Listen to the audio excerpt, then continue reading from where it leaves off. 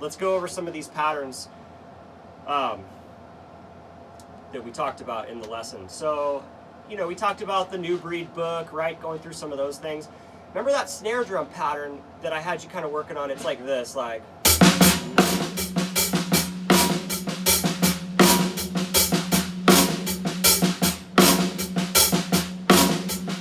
So for that one, that's like almost like a snare drum ostinato, right? It's a pattern that just repeats over and over. And then you could start off with just like a basic 1 and 3 bass drum pattern for that, right? But really try to make sure that you get a solid backbeat when you do that snare drum thing, because the tendency is to try to play it too fast and then everything starts sounding like a backbeat or a ghost note. So you want to really define that backbeat, and your ghost notes are already good, so don't worry about that. It's just get that backbeat, right?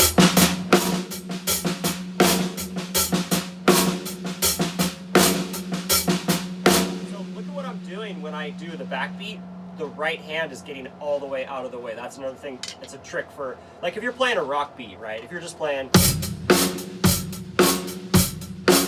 I'll slow it down so you can see what's happening. You already do this to some extent, but this is something to think about for when you're trying to get a really solid backbeat, is making sure your right stick goes 90 degrees or even farther back. That way you can come up with that left hand and you don't have a limitation of that, right? So, right? So I'm coming like back here, dude, right?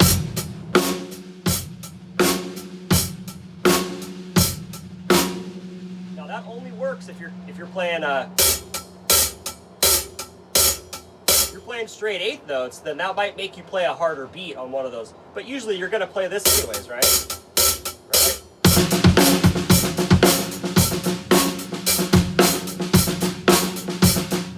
With the 1 and 3 kick, it goes like this.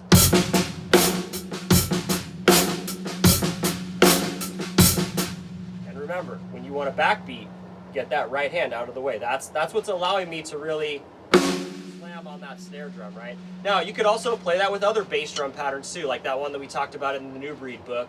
It's like on the 4th page or something like that of the reading section, right? So it's like, that pattern is like.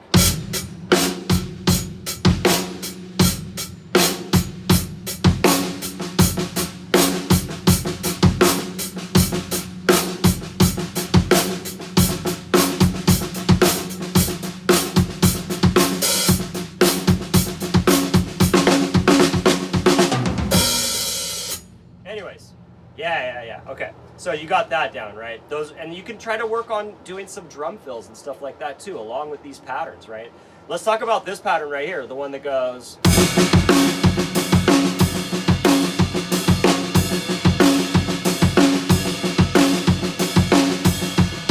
Okay, so that one, just make sure that you're practicing it slow and you're really trying to get that quarter note to like sit with the left and the right foot. Now, if you want to change that pattern and make it easier, and it still sounds great, just have the right hand follow the right foot. Instead of doing quarter notes, you're just going to play.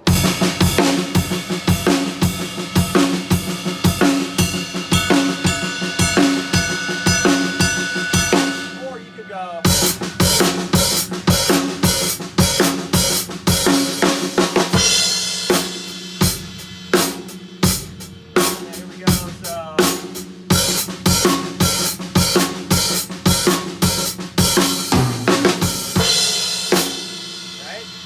And then, what else did I had something else that I was showing you too. Oh, right, so, this is down the road. If you want to try to practice the,